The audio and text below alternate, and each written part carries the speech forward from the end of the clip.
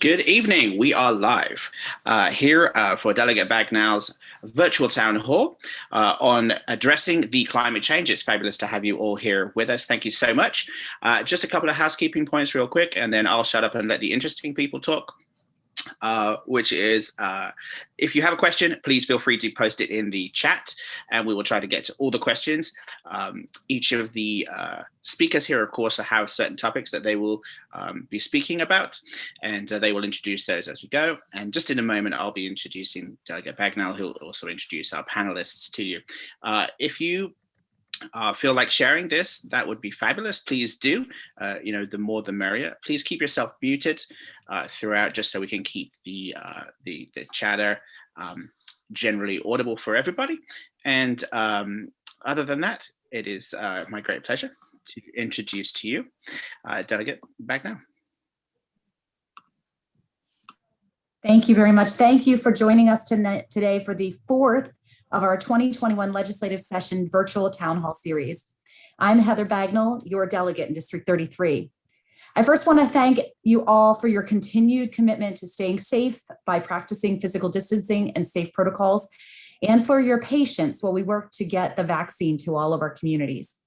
We are now in week 7 of the 2021 session, continuing the work on our COVID relief packages to ensure we are supporting our Maryland working families. From eviction protections to unemployment reform, resiliency legislation for our schools and industries, which were so adversely impacted by the pandemic, and environmental impact work. Last week, we saw the impact in Texas of letting the market drive resiliency and long-term investment in infrastructure. With sea level rise and ever more severe storms and wildfires, as well as the global efforts required, addressing the climate crisis can feel like an impossible task. Yet with the pandemic, we saw in real time how impactful and immediate changing how we do things can be. We often talk about how Maryland is America in miniature, but with our 500 miles of shoreline, our rural farms and agricultural community in South County, congested roadways and beltway accesses, and the literal seat of our democracy in the heart of our county, I would say that Anne Arundel County is Maryland in miniature. And tonight we're talking about the impact of big structural change and the impact of grassroots community engagement. I am honored to be joined tonight by our esteemed panel, Delegate Shanika Henson, representing District 30A and the chair of the newly established Anne Arundel County Public Health Subcommittee, Emily Frias from the Chesapeake Climate Action Network, Monica O'Connor with the Environmental Huddle of WISE, and Kristen Harbison from the Maryland League of Conservation Voters. As you can imagine, our panelists are very tightly scheduled, so we will attempt to answer any questions, but if you can't get to your question on the call, we will circle back with you to make sure you have answers. If you have a question and have not submitted it in advance, please feel free to put your question in the chat. And I also want to thank my team, Max Pierce and Luke Tudbull, who are working behind the scenes to once again, as always, make me look far more tech savvy than I am. With that, I am absolutely honored to introduce Kristen Harbison from the Maryland League of Conservation Voters. Kristen, thank you so much for being here tonight. Well, thank you so much for having me. I am delighted to be here. And do you just want me to start talking? Well, yes. So you're here talking about the MTA Funding Transit Safety and Investment Act, HB 114. For those who don't know, this legislation is being supported by the Transit Caucus, which I am very proud to be a representative from Anne Arundel County on the Transit Caucus, because when we formed the Transit Caucus, we talk about transit policy, and Anne Arundel County for the longest time didn't have a seat at the table, even though we are the county that connects Howard, Montgomery, DC. We are the thruway. We have Route 3, we have Route 2, we have Route 50, 197, 198, and access to the Beltway. And yet, for some reason, whenever we were making these decisions about public transit policy, Anne Arundel County was remarkably absent in those conversations. So several of us have taken a seat at that table to make sure that we're a part of that conversation. And I wanted to give you an opportunity tonight to talk about that legislation, which was priority legislation for our caucus. Well, and I appreciate that. This is also priority legislation for the Maryland League of Conservation Voters. Oh, excuse me, my cat is making noise in the background. And the environmental community writ large. So I'm the political director for the Maryland League of Conservation Voters. And for those of you who may not be as familiar with us, we are a statewide advocacy group working to pass strong environmental legislation. We work with our partners in the General Assembly and with our partners in dozens of, hundreds in times, community organizations and other nonprofits to pass the strongest possible environmental legislation and make Maryland a leader in climate change legislation. And the Transit Safety and Investment Act is one of the top priorities this year, which is it's very simple to start with. We have a public transit system, the Maryland Transit Administration, that serves every single county in the state of Maryland. It is, as we've seen in this pandemic, one of the things that's interesting about Maryland's public transit system is that while public transit systems all over the country have seen a decline in their ridership, Maryland, that is less true in Maryland than in almost any other place. We have one of the most relied upon public transit systems in the country, which is terrific. Public transit is a way to really address the climate crisis by getting people out of their cars and reducing the air pollution that comes from the transportation sector. So hooray for us, we have a relied upon public transit system that serves every county in the state. The problem is that while that is true, it is also one of the least reliable systems in the country. We're number one in breakdowns of our buses, of our commuter rails, of our subway, of our light rail, so we are, by comparison with other comparable systems in the country, we have one of the least reliable systems out there, but the one of the most relied upon by our students in Baltimore City that rely on public transit to get to schools when they're actually going into schools. Our healthcare workers, a third of public transit riders are healthcare workers, are essential workers, are relying on public transit, which continually breaks down. This is a problem and we need to fix it because we deserve better. Our healthcare workers deserve better, our students deserve better. But so there's a very easy fix to that, which is to mandate that we have guaranteed funding for our public transit system, which has a $2 billion, billion with a B, dollar shortfall over the next 10 years to maintain our current fleet. So the Transit Safety Investment Act is here to help. It's meant to guarantee for the years 2023 to 2028 mandated funding at adequate levels to make sure that our public transit system is up to snuff. It's a very simple bill with huge impacts, and so we're really excited to work with both of the delegates on this, both of the wonderful delegates here, and also with so many other state delegates and senators to really get Maryland the public transit system it needs. There is a coalition of, again, hundreds of organizations from not only the environmental community, but also the healthcare community, the education community, everywhere, who are really clamoring for this to get done. So that is the bill in the nutshell. It's one of the best ways. We also know that public transit is a job creator. You get more money for investment, twice as many jobs invested on public transit as you do for road construction. Those are family sustaining jobs that are often held by women and communities and people of color. We also know that access to public transit is one of the very best ways for people to get out of poverty, that access to public transit is one of the keys. So for all these reasons, we're really excited to see this bill come to fruition at the end of this year. Well, I'm really glad that you brought up those points because I am a true believer that public transit is the great equalizer. It impacts so many communities. It really does create an access point, and it does, and public transit really does also have a very positive impact, environmental impact. So it's kind of like a win-win-win. Mm-hmm. And something that we saw, which was, correct me if I'm wrong, but during the pandemic, we did not see the drop off in utilization that we were expecting and that we saw in some of the other regions.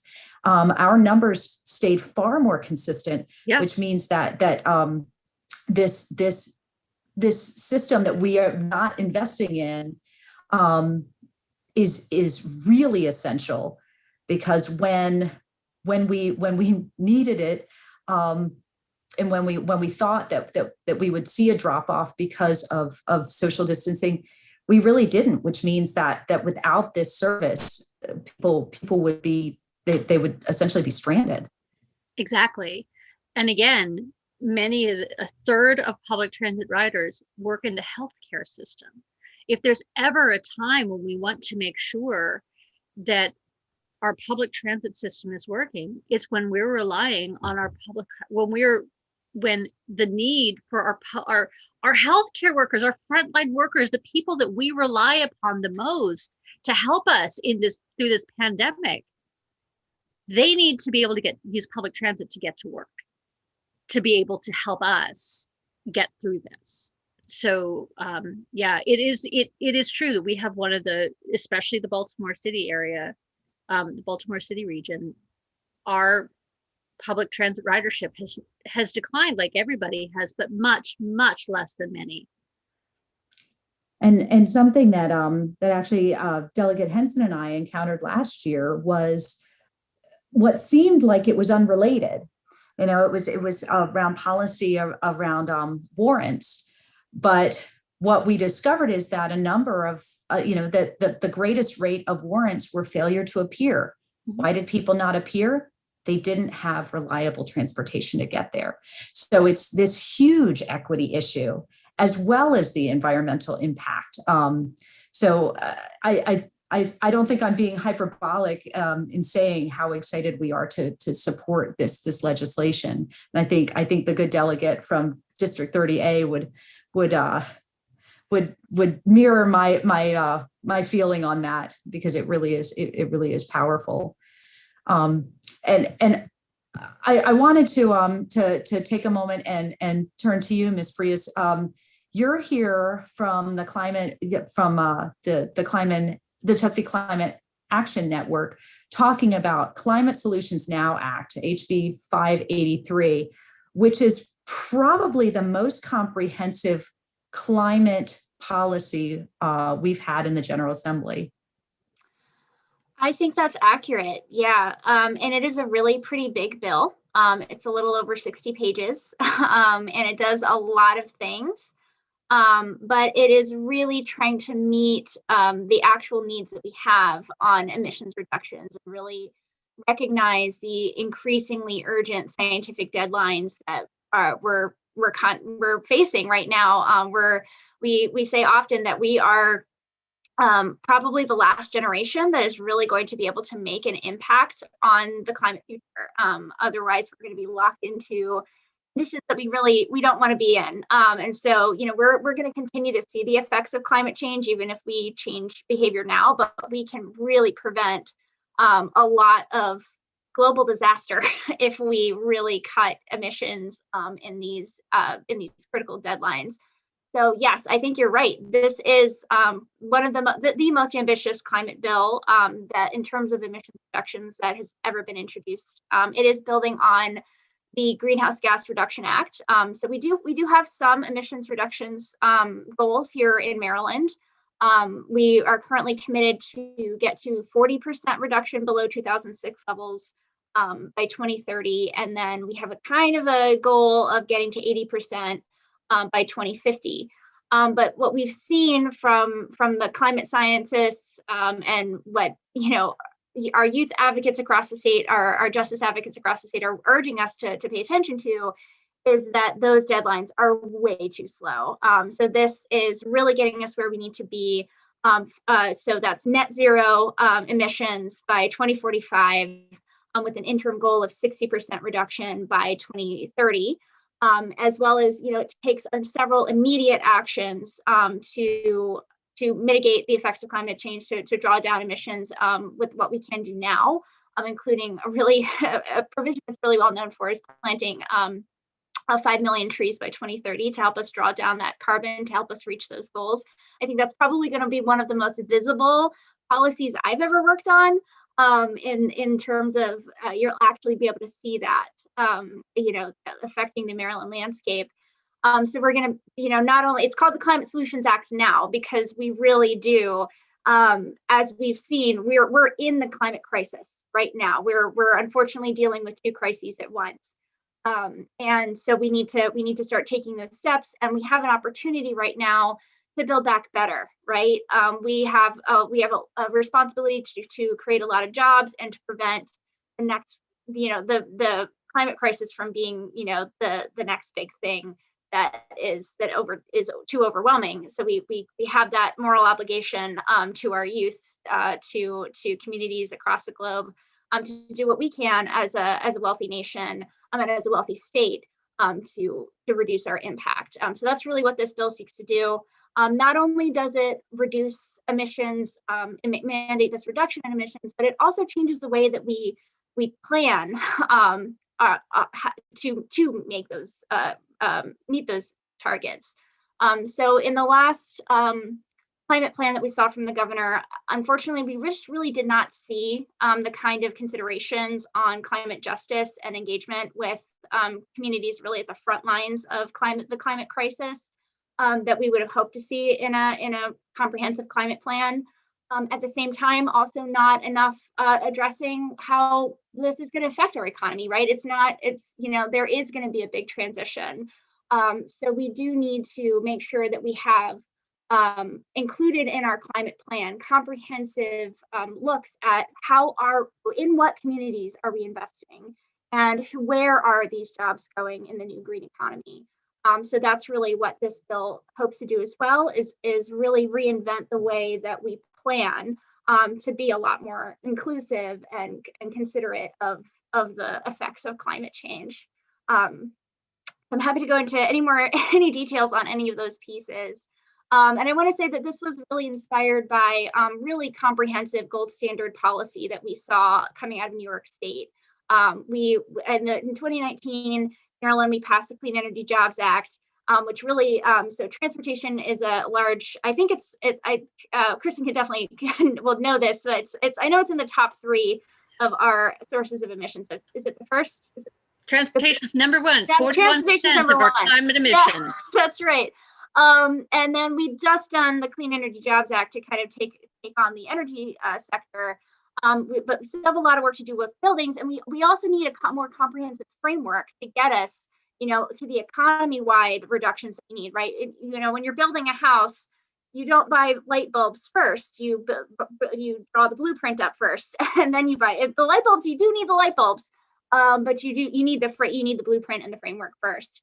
So this is what that's really hoping to achieve. When we passed the Clean Energy Jobs Act in 2019, New York State was like, well, we can do you one better. We can go, we can talk about the entire economy-wide emissions reductions. So we're hoping to join our progressive cousin up north and really adopt some of the wonderful considerations that they've made in their climate planning. Well, and I think that's a great point, because we often hear naysayers that say, well, what difference is it going to make if one state does something? What difference does it make if the U.S. does something and then another country doesn't? And I think that, to your point, that being the first state, or in this case, the second state, to really take an aggressive action inspires other states to take that on. I mean, we were out of the Paris Climate Agreement, and then we were back in, but that agreement still existed. And it's as you say, creating that gold standard, creating and establishing the infrastructure for how we continue to build with, through that, that climate justice lens. And I love that term, because I think we often pigeonhole these issues as though they're unrelated.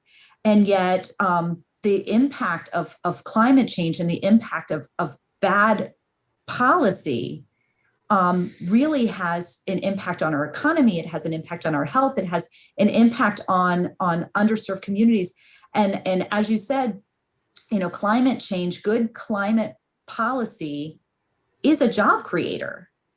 So we need that framework. So we're making sure not only that we're creating these jobs, but that we're creating these jobs through an equity lens, that we're making sure that we're getting jobs into every community and not, not just sort of picking winners and losers. So if you would, could you speak a little bit more to sort of that job creation piece? Absolutely. So one of the ways that we really try to look at that angle is through the creation of a just transition work group. So that work group is going to consist of, it actually just, so the bill is moving, by the way. We just got through both Senate committees. And some of the amendments even we saw in there strengthen these pieces to expand the labor representation that we would have on this just transition work group. So they're going to be tasked with really studying how the effect of our transition to net zero on various sectors. So we have representation from IBEW, from AFL-CIO, from other large unions. And their job is also to really make sure that the jobs that we're creating, are they going to women, to people of color, to communities that really have been left out traditionally of the industries that are growing in the green economy. So it's really meant to watchdog that. And we actually, we just, like I said, we just saw some really great strengthening amendments on that. So I'm really excited to see that. And then in addition to not just like, job creation, watching, monitoring that and making sure that we have labor stakeholders at the table while we're doing our climate planning.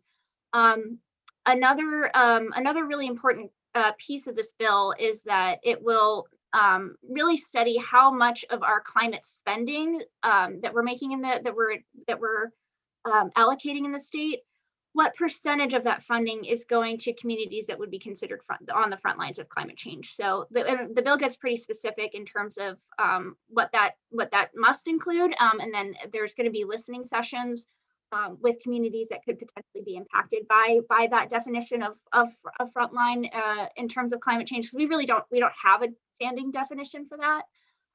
So it will be setting a percentage that it'll be tasking the Commission on Sustainable Communities, Environment and Environmental Justice on setting a percentage for how much of all of our future climate spending must be in those communities, and that some just examples of parameters are communities that are already facing outsized effects of climate change, like our communities on the Eastern Shore. Like, cities like mine, I grew up in Baltimore. I was in Hurricane Isabella myself, and I watched my neighbors wading through waist-high, dirty harbor water.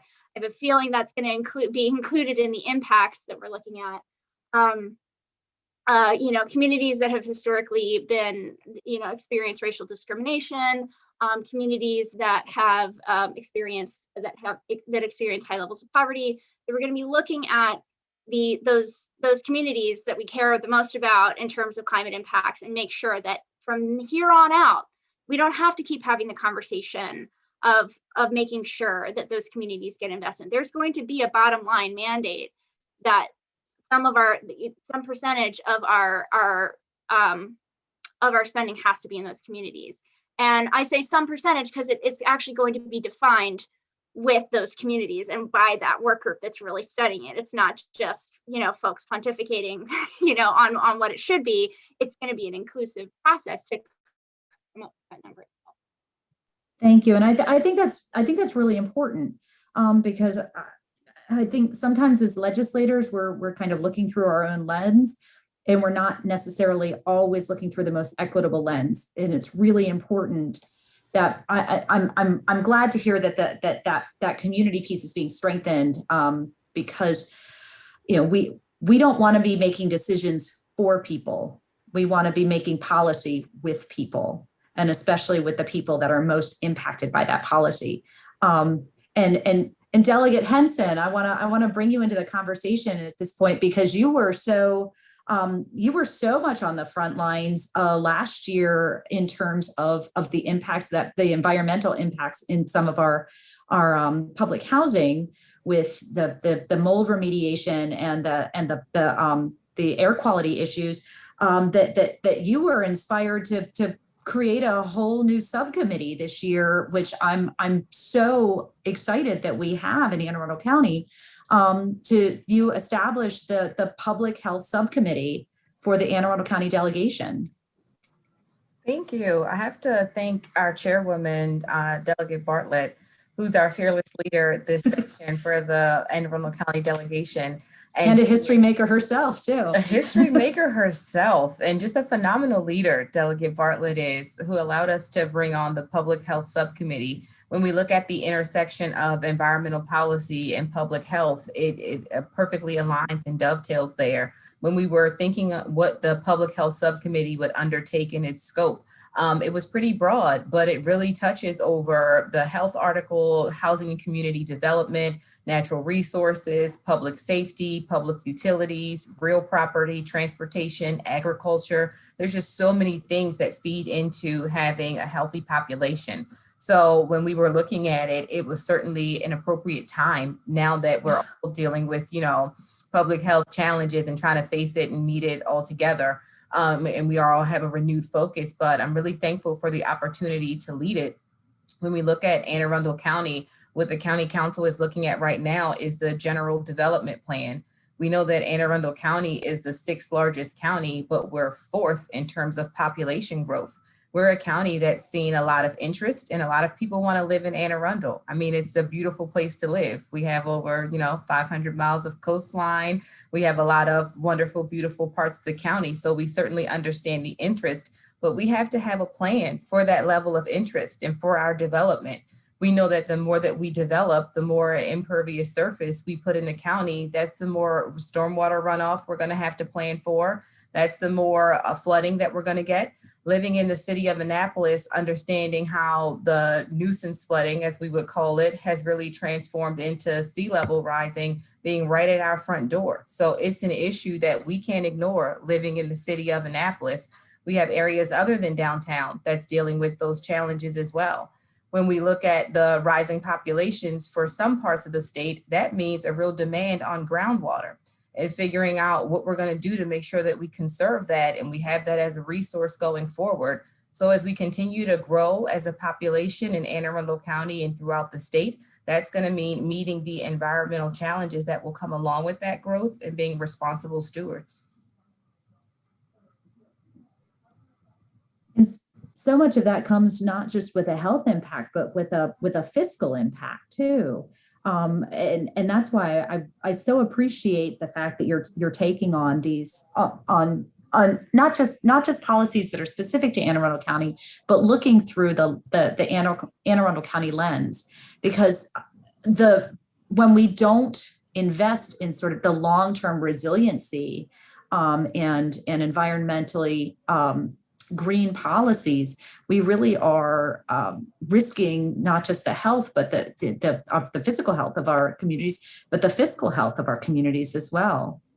That's very well said, Delegate Bagnall. I think that it was her comments were speaking to that as well. I feel like the conversation has moved really quickly, really fast. I feel like, maybe 10, 20 years ago, we were talking about saving the planet. And now we're talking about saving ourselves. The conversation is on resiliency. And we're talking about how we can withstand the climate changes that we've now, affected, and how we can keep up with the pace of how the climate is changing, how sea level is rising, how weather events are getting more extreme, and how we can all find a way to withstand those harmful impacts and the harmful effects. So It definitely is a different conversation that we're having, but I'm glad that we live in a state where we can have the conversation and we are trying to meet those challenges. And I so appreciate the work that you're doing, and I'm really excited to see the work that comes out of that subcommittee. And I wanted to turn to Monica O'Connor, because as we're talking about that shifting conversation, and I think Delegate Henson gave us a great segue, the conversation has shifted drastically. We've actually gone from, talking about saving the planet to this 12-year timeline that was really alarming because we're 2 years into it. Yeah. But to Ms. Frias' point too, so much of that conversation has actually been driven by our youth population, who seem to have to understand the urgency at a greater rate than sort of our more entrenched industries. And I think the challenge for us so often is, how do we elevate those voices? How do we amplify those voices? And I think that the work that the Environmental Huddle was doing with WISE is a great example of how we amplify that message. Right. I mean, I love that you brought it right to the youth, because while this conversation has been so interesting, and while everyone was talking, something that really resonated with me is that we all really have a part to play, and we all have to play this part. The crisis is here, and each of us have a role to play. Mayor Buckley the other day was talking about climate change. I read in the paper, and he said, we're trying to survive at this point. So we're at that survival point, and the young people know that, and their voice is really powerful. But I think what a point I want to get across is that this really is a partnership, because this is indeed a really huge existential crisis, as they say. And we all need to do our part. And in terms of good legislation, the part of the advocate is really an important piece, because we need to support our good legislators like Delegate Bagnell and Delegate Henson. I mean, they cannot do the good work that they're doing unless we're supporting them. And we also need to direct them. They need to know, like, what are the issues that are really critical to people living in Anne Arundel County? And, what does it mean to have, so much rain that your basement's flooding all the time, and you need to talk, and you have mold? I mean, I'm sure Delegate Henson heard from her constituents about that. So they need our backing. We need to support them. Literally, we need them. We need them to go and to get our backs, to have our backs in the legislature. And we also need the advocacy groups like CCAN and LCV, which I've also had the great luck of working with these past number of years. Listening to these two women, obviously they are deep in the weeds, and they really understand the legislation that Maryland is possible for Maryland. And they push the legislators, and they push us to what's possible. They use the best absolute science. They, are looking at other states and what other states are doing. They are the experts, basically, in their field. But they also can't do their work unless we're supporting their work. And what I mean by that is, legislators want to talk to their people. They want to talk to their constituents. And so every year, LCV and CCAN does lobby nights. And in those lobby nights, the constituents talk to their legislators. We learn about a little bit about the deep weeds of the bills. And we say to our legislators, this is what we need. This is what we want. And if you need any more information, go talk to Kristen or Emily, because they have the information for you. But listen, we need this. And so we're kind of a great trifecta here. This is a really good collaborative effort. And it's something that I think is growing and getting stronger in Anne Arundel County and through the state of Maryland. And I really feel like this is the only way for the three of these groups to work together to push good legislation in Maryland. So my hope for anyone listening to the YouTube is get involved, and anyone can get involved. And Delegate Bagnell, Delegate Henson, Emily, Kristen from CCAN, they are willing and wanting all of our support. And it's not magic. It's like real work. It's making phone calls. It's writing to your legislator. It's making a relationship with your legislator, and it's supporting your legislator when they need you. So it's work. It's not magic, but it's doable if we are collaborative. So yeah, and it's a great feeling, because you feel like you're doing something for your community and beyond your community for the future. I think that's such a great point. And I kind of want to go back to something that you said when you were talking about the trifecta, because I think we feel that, like, I feel that on a visceral level. And I will tell you, the transition from sort of advocate and activist to legislator it's a challenging transition. And you recognize the need for advocates and legislators, because we're both trying to get to the same end goal, but they're two paths. They're two important paths. The advocates, as you said, they drive that narrative. They drive that policy. They push us. They push us out of our comfort zones to do the right thing. And it shouldn't be that we have to be pushed to do the right thing, but it's a challenge, because you're also, when you're in the legislature, you're trying to balance, a number of disparate interests and make sure that you're finding that compromise.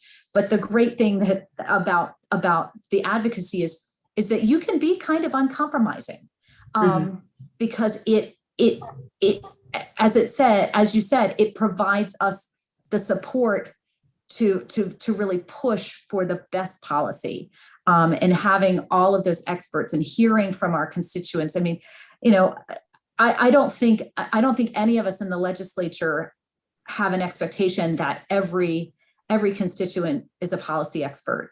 I hope that our constituents don't have an expectation that every legislator is a policy expert, because I'll let you in on a little secret, we're not.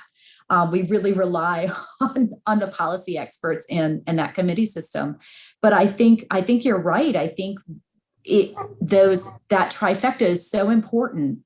And seeing what's happening in Anne Arundel County and what's been happening really since 2017, 2018, this momentum that's building, I think it presents us with a real opportunity, especially as we are looking at that general development plan, as Delegate Henson was pointing out, as we're looking at that, to really drive the conversation on what we want our county to look like, what we want our state to look like, and what we want for our children and our children's children and the next generations, and how we elevate those voices, because they are the ones who can't vote, and yet they're going to be impacted for the longest amount of time, and at the greatest rate.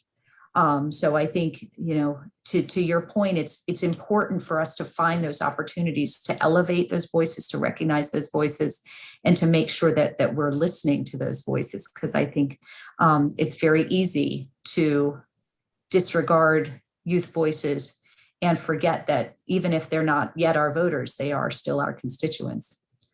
All right. That's just my little soapbox, but I'm a big believer in bringing in those voices. And I just want to say that I am too, and I have been at a number of youth rallies, and they're very sure of what they're about. And I also have seen Delegate Henson and Delegate Bagnell very much on the front lines with the young people. And, I think that's really meaningful for them. And I'm sure it's really like I said, pushing you to do what you need to do, to figure out, a way to do it with the help of the experts.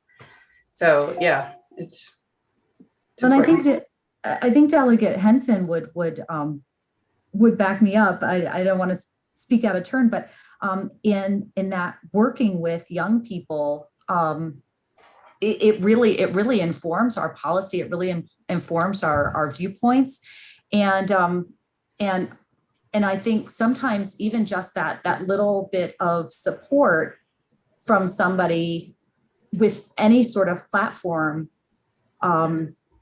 really helps those youth voices thrive and be elevated and actually do more than they thought they could do as well. Yeah. Which is sort of that idea. You're helping us do more than pushing us out of our comfort zone, and we're able to sort of push them out of their comfort zone as well. And I don't know, Delegate Henson, am I speaking out of turn? No, I agree with everything you said. I think that the benefit of having young people at the table and in the conversation is the perspective they provide. Their level of proximity to climate change is so much closer.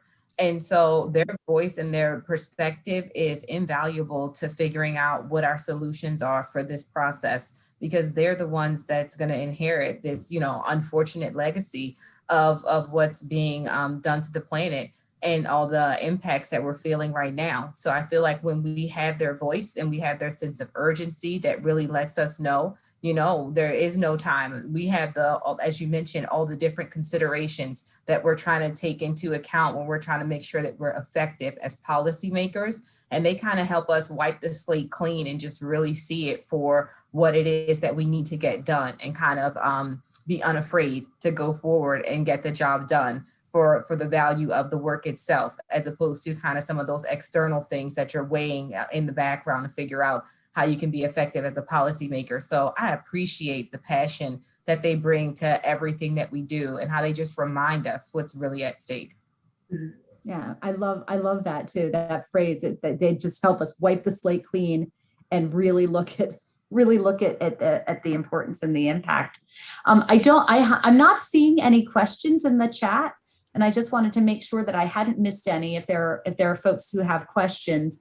Otherwise, we're just going to keep chatting about climate policy, because this is it's very exciting to me. It's really helpful, and it also again, I think it inspires us to want to push for more, because I think sometimes we get in the weeds of the General Assembly. We get in the session with these long floor fights and the challenges of working remotely, which has its so many of us, we're working remotely, then our staff are working remotely, but it's this is such, as you said, Monica, an existential crisis, and it's the clock is ticking.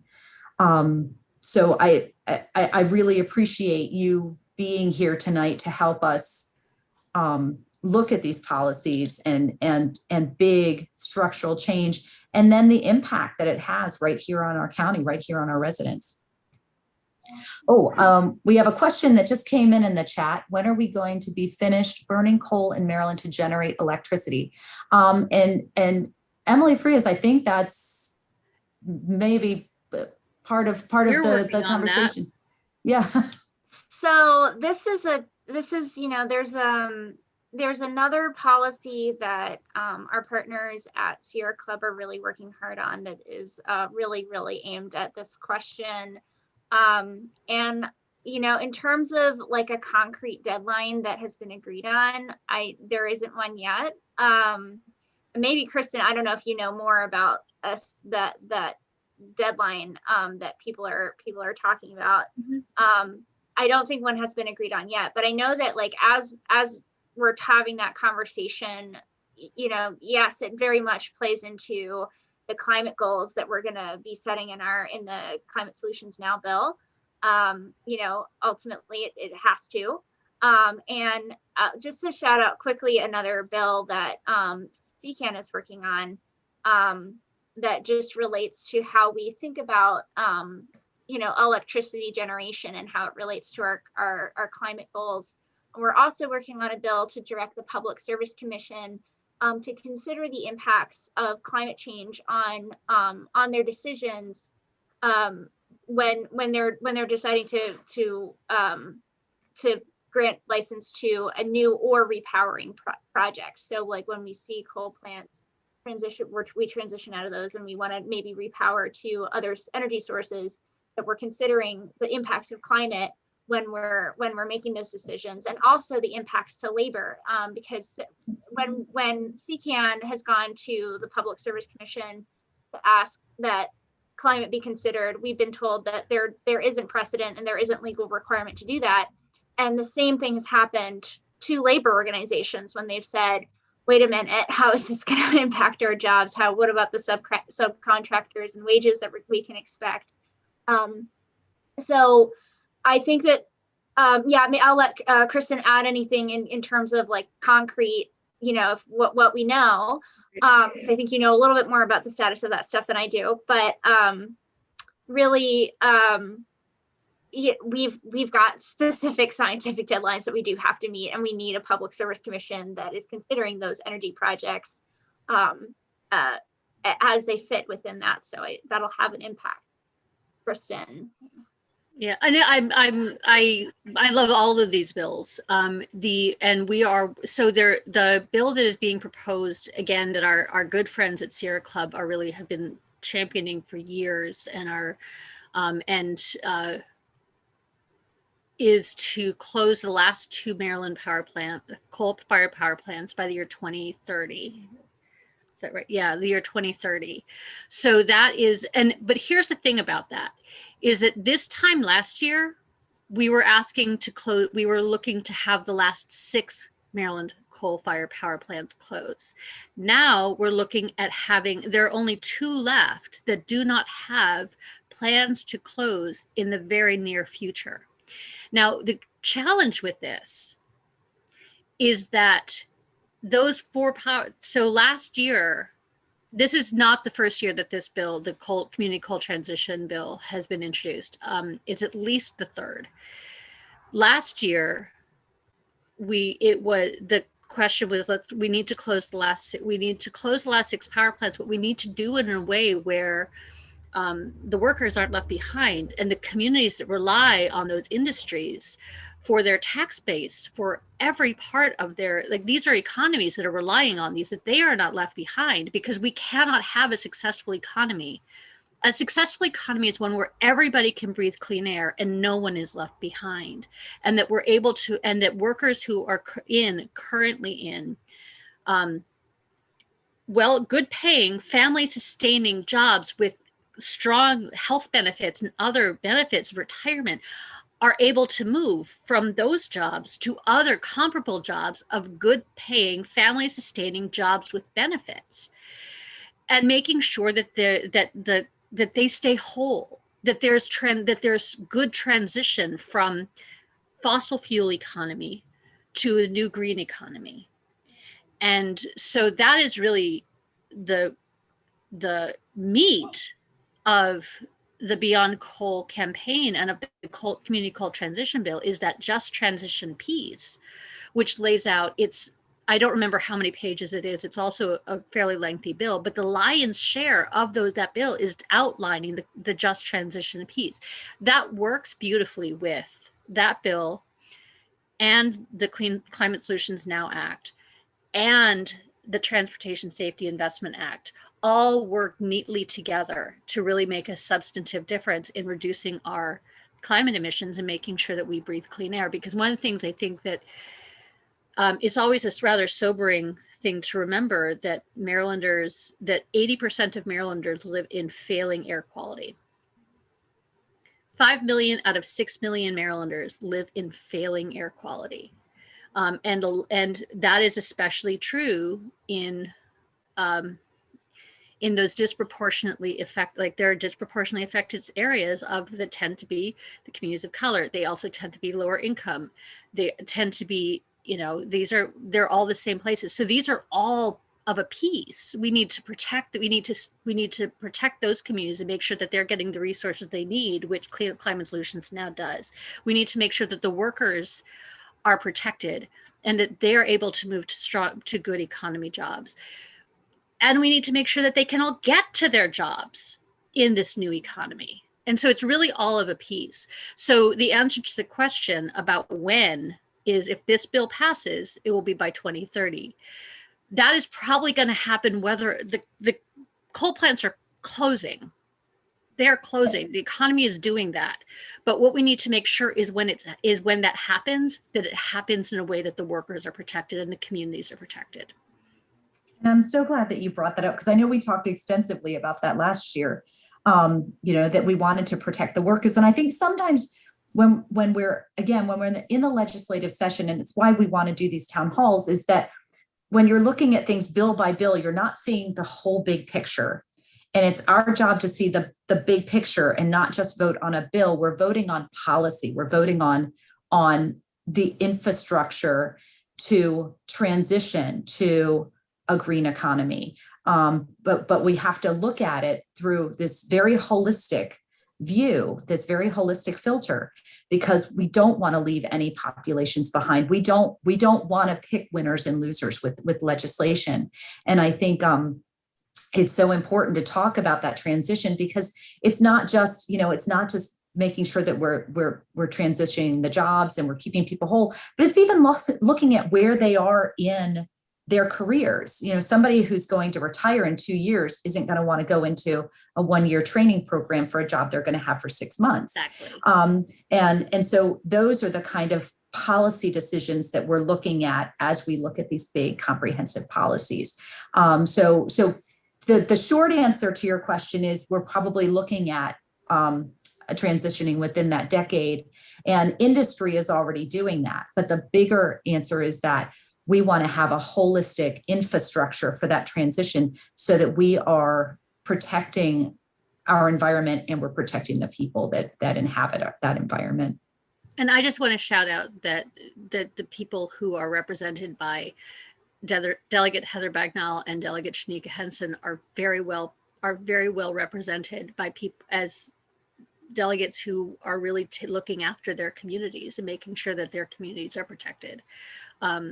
And I think that they're not alone in the people in Annapolis who are really looking out for this.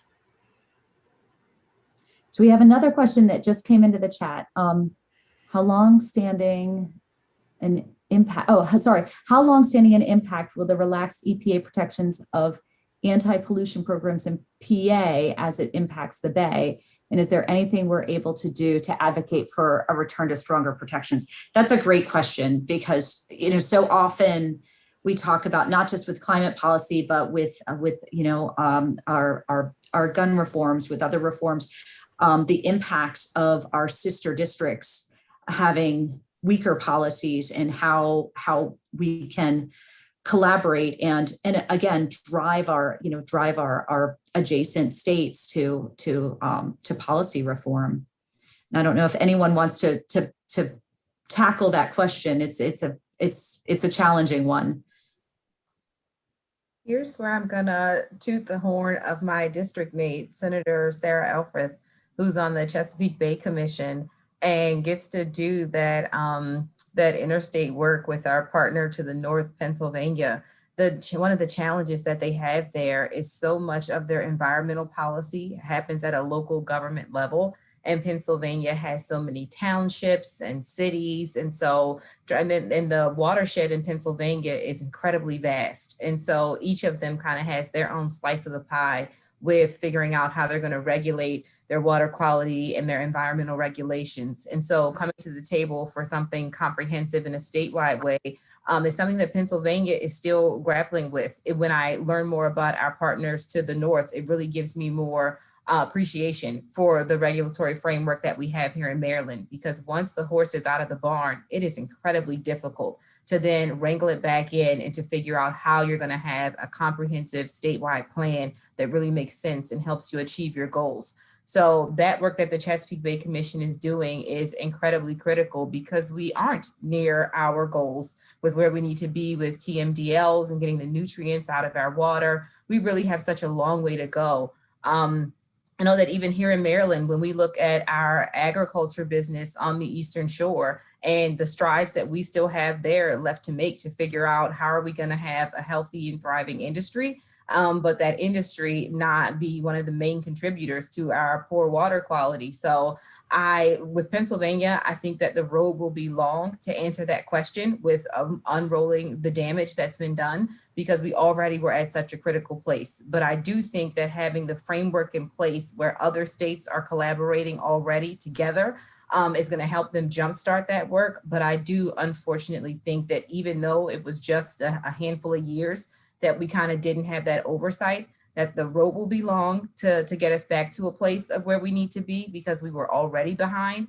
But I was thankful to see our Attorney General, Brian Frosh, step in and be one of the states that joined in on a lawsuit to say that our federal government is there for a reason. We need that level of oversight because our environment doesn't exist in a vacuum. There is no Maryland air and Maryland water, that we're all connected in ways that don't respect the geographical boundaries that we've drawn between each other. So I do think that we're all hopeful about a new administration bringing some new regulation and consistency, but I do think, unfortunately, it'll take us some time to recover the ground we've lost. And I do think, if there is one positive, if there's a little bit of a silver lining out of all that, and thank you so much, Delegate Henson, for the work that you're doing, and for Senator Elfreth. I mean, we are so very grateful. But I do think that something that was really remarkable was, despite the fact that we had these relaxed EPA regs, despite the fact that we had no national coordination, the states, by and large, were picking up the slack.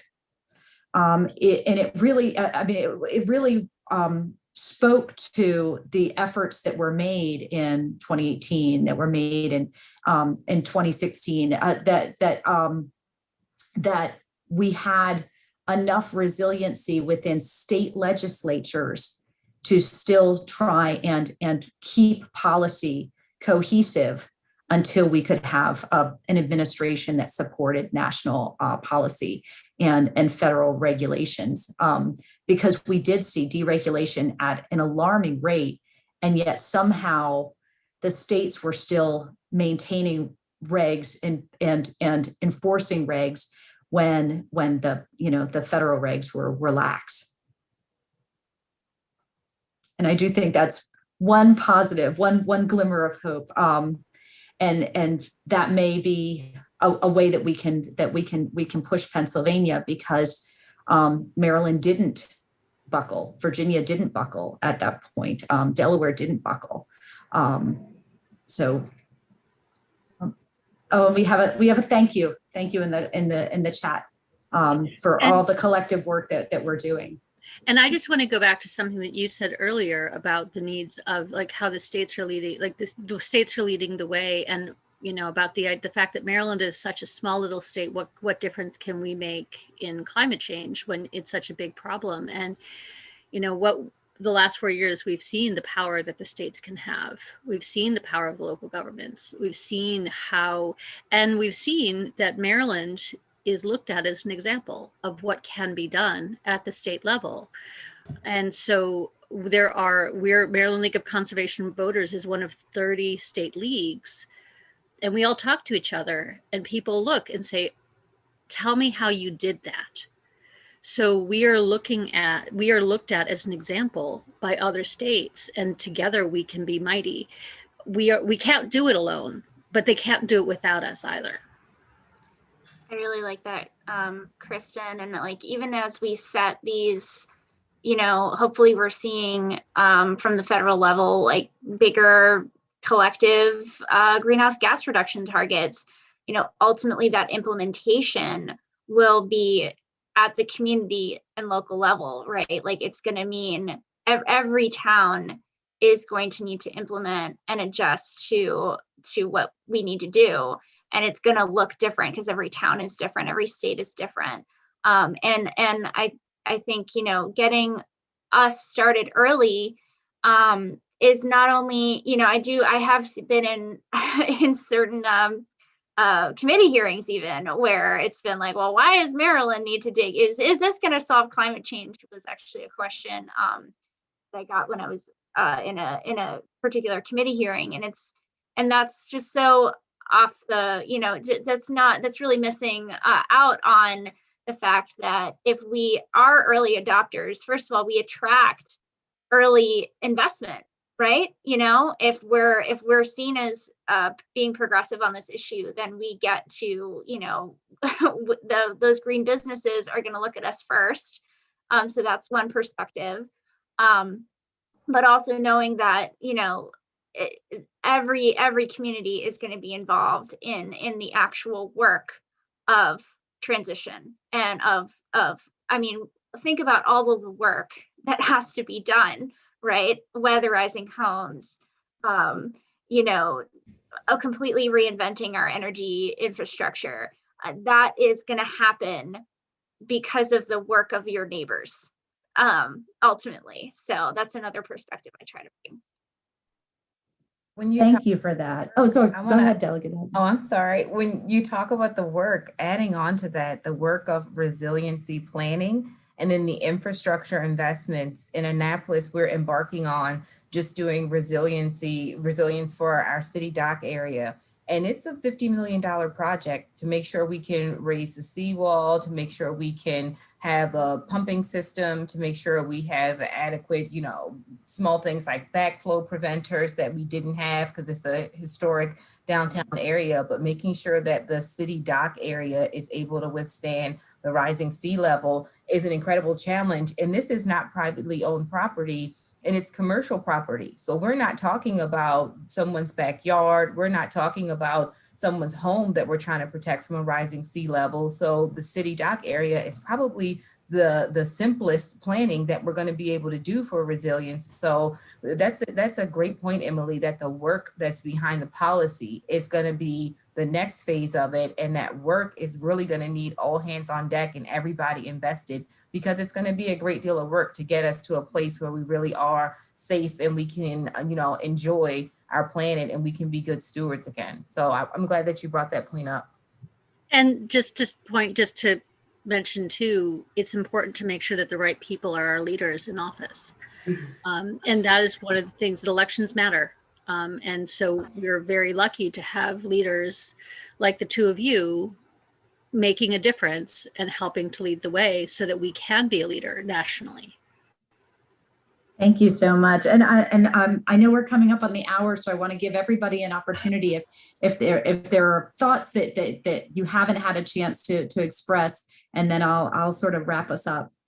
I just want to close by saying that I love your motto, Delegate Bagnell, get in the room. And I think it's really important that all of us are in this room, and everyone does have a part to play. And this is really only going to work if we all get in the room. So, again, I want to say I appreciate, both of your delegates, both of your good work, and we do have your back. So, well, thank you so much. I mean, I think it's a really important partnership. So thank you for being here tonight and for all the work you do. I wanted to just quickly shout out when we were talking about just the youth advocacy that's going on this issue, that the students of the public universities in Maryland have formed a coalition and written their own policy to get the University of Maryland system to net zero. Okay. I was not doing that in college. That's really, and building that coalition was so much work. A lot of people have tried to do it, and the urgency is there and the motivation is there that they've been able to create this incredibly vast coalition and representing every public university in Maryland, from, Morgan and Bowie and UMD and UMBC, where I went, they formed a coalition because they recognize that they need to be in solidarity with each other.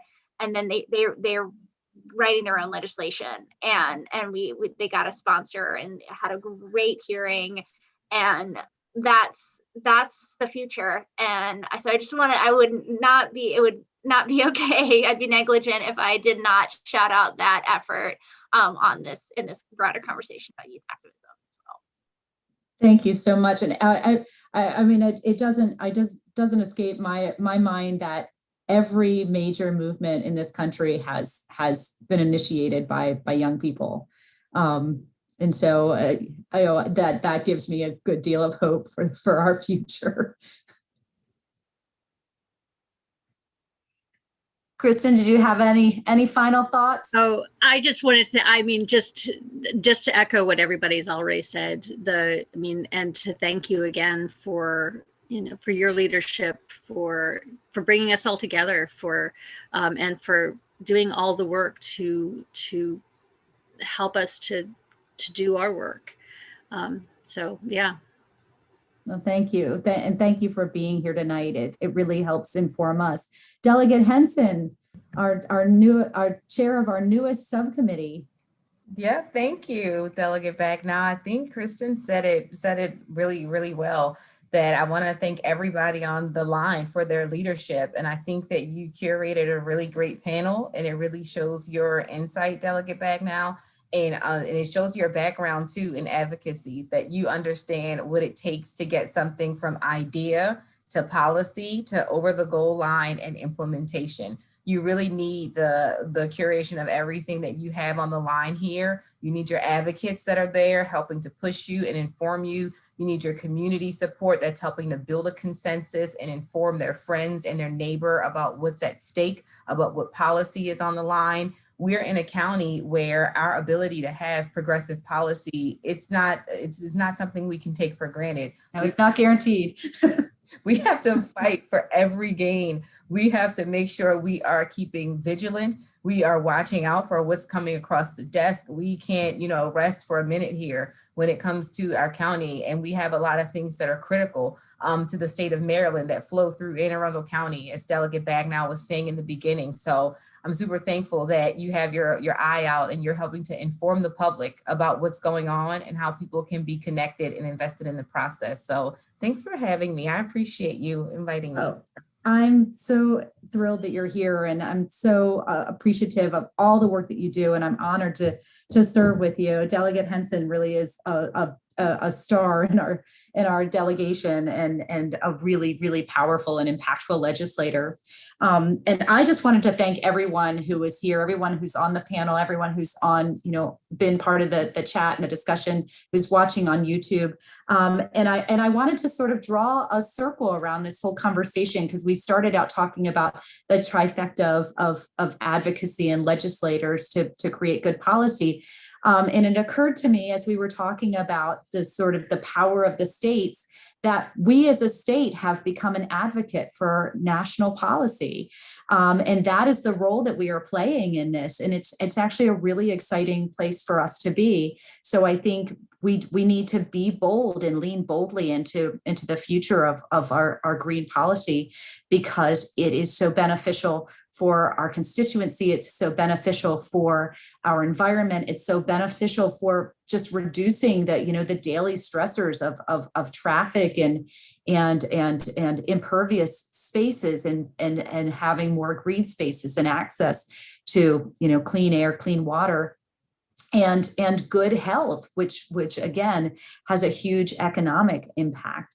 So I just want to thank everyone for being part of this conversation. As I said at the beginning, this is our fourth in our town hall series. We are doing another panel series on next Wednesday, which is March the 10th, and that's going to be on nursing homes. So please feel free to go to heatherbagnall.com for more information. Follow us on social media. We are on Facebook, we're on Instagram, we're on YouTube, we're on Twitter. Please make sure that you follow Delegate Henson. She does incredible policy, and get connected with find your issue, get connected with your organizations, your advocacy groups, follow the lead of WISE, and create your own advocacy network. And just thank you so much to everyone for being here tonight and being part of the conversation.